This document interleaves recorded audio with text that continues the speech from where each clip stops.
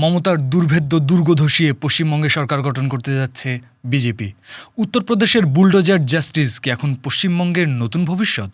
কেন টার্গেট লেনিনের মূর্তি? জানবো, সাথে আছে আমি কামরুজ্জামান পৃথু।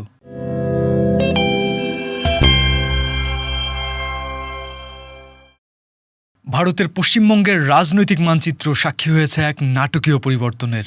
রাজ্যটির বিধানসভার 294 আসনের 207টিতে জিতে সরকার গঠন করতে যাচ্ছে ভারতীয় জনতা পার্টি বিজেপি। ক্ষমতার এই পরিবর্তন রাজ্যটির রাজনৈতিক সংস্কৃতিতে এক নতুন মেরুকরণের সূচনা করেছে। এবার পশ্চিমবঙ্গেও উত্তরপ্রদেশের বুলডোজার জাস্টিস এবং বামপন্থী আদর্শের প্রতীকগুলোর উপর হামলা রাজ্যটিকে এক অস্থির সন্ধিক্ষণে দাঁড় করিয়েছে। ভারতের নির্বাচন কমিশনের তথ্য অনুযায়ী 45.84% ভোট পেয়ে নিরঙ্কুশ সংখ্যাগরিষ্ঠতা অর্জন করেছে বিজেপি। তৃণমূল কংগ্রেস 40.80% ভোট পেয়ে জিতেছে 80টি আসনে। রাজনৈতিক বিশ্লেষকদের মতে তৃণমূলের দুর্ভেদ্য দুর্গগুলোতে বিজেপির এই প্রবেশ কেবল ক্ষমতার পরিবর্তন নয়, বরং আইডেন্টিটি পলিটিক্স বা পরিচয়বাদের রাজনীতির এক বড় জয়। নির্বাচন পরবর্তী সহিংসতায় পশ্চিমবঙ্গে অন্তত 4 জন নিহতের খবর পাওয়া গেছে গণমাধ্যমের খবরে। আসানসোল শিল্পাঞ্চলে তৃণমূলের কার্যালয়ে আগুন দেওয়ার খবর জানিয়েছে আনন্দবাজার পত্রিকা। পাশাপাশি রূপনারায়ণপুর টোল প্লাজা, কুমারপুর, কুলটি, রানীগঞ্জ, জামুরিয়া, বারাবানী এবং বার্নপুরে তৃণমূলের একাধিক দলীয় কার্যালয়ে ভাঙচুর এবং গেরুয়া রং করে দেওয়ার অভিযোগ করেছে তৃণমূল কংগ্রেসের নেতাকর্মীরা।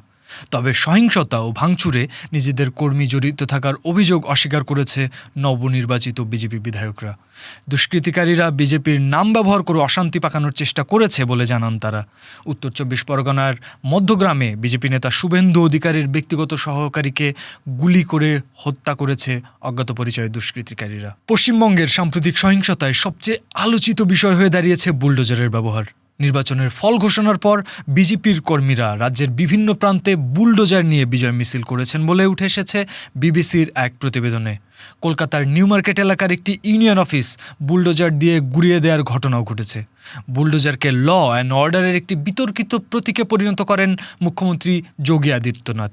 উত্তরপ্রদেশের ক্ষমতায় এসে 2017 সালে অপরাধী দমনে জিরো টলারেন্স নীতি ঘোষণা করেন তিনি। এরই অংশ হিসেবে বিভিন্ন ব্যক্তিদের ঘরবাড়ি ও সম্পত্তি বুলডোজার দিয়ে গুঁড়িয়ে দেওয়া শুরু হয়। একে বলা হয় বুলডোজার জাস্টিস।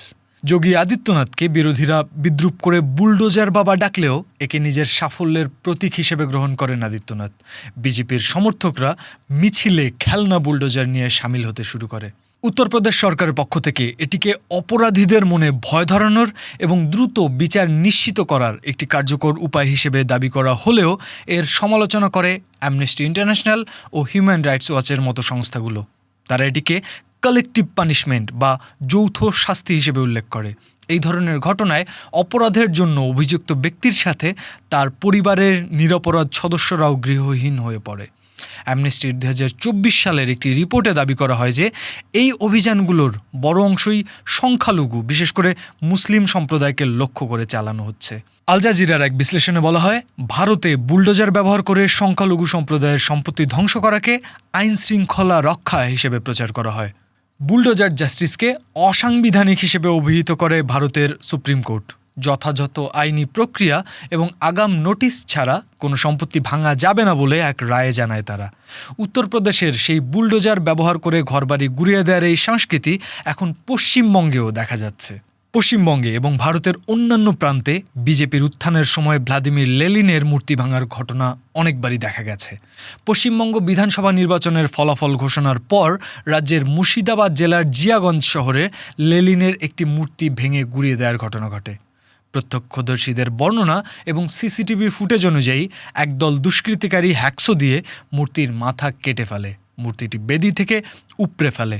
বিজেপির পতাকা নিয়ে আসা দুষ্কৃতিকারীরা এই হামলা চালিয়েছে বলে দাবি করে বামপন্থী রাজনৈতিক দল সিপিআইএম। মুর্শিদাবাদের এই ঘটনাটি ছাড়াও বামপন্থী দলীয় কার্যালয়ে হামলা ও প্রতিকৃতি অবমাননার খবর উঠে এসেছে গণমাধ্যমে। মার্ক্সবাদ ও বামপন্থার বিশ্বজনীন প্রতীক লেনিন বিজেপির ডানপন্থী জাতীয়তাবাদী আদর্শের অন্যতম প্রধান প্রতিপক্ষ বামপন্থী ইন্টারন্যাশনালিস্ট চিন্তা। তাই লেনিনের মূর্তি ভাঙা বামপন্থী দর্শনের পরাজয়কে ত্বরান্বিত করার একটি প্রতীকী রূপ। এছাড়াও পশ্চিমবঙ্গে 34 বছরের বাম শাসনের স্মৃতি এখনও অনেকের মনে টাটকা। বিজেপির কাছে লেনিনের মূর্তি ভাঙা হলো সেই পুরনো শাসন ব্যবস্থার চূড়ান্ত বিলোপের ঘোষণা। একই সাথে বিজেপির কাছে এই মূর্তিগুলো বিদেশি মতাদর্শের প্রতীক। তারা একে সরিয়ে ভারতীয় বা হিন্দুত্ববাদী আইকন স্থাপনের মাধ্যমে একটি নতুন রাজনৈতিক সংস্কৃতি প্রতিষ্ঠা করতে চায় বলে মনে করেন অনেক বিশ্লেষক। কেন্দ্রীয় স্বরাষ্ট্র মন্ত্রণালয়ের পরিসংখ্যান বিশ্লেষণ করে এনডিটিভি এক প্রতিবেদন প্রকাশ করেছে। এতে বলা হয়, ভারতে সাম্প্রদায়িক সহিংসতা 2017 সাল থেকে ক্রমাগত বেড়েছে। এই সহিংসতার একটি বড় অংশ সংঘটিত হয়েছে উত্তরপ্রদেশ ও বিহারে। পশ্চিমবঙ্গের রাজনৈতিক সহিংসতা আশঙ্কা তৈরি করেছে সেই তালিকায় নতুন মাত্রা যোগ করার।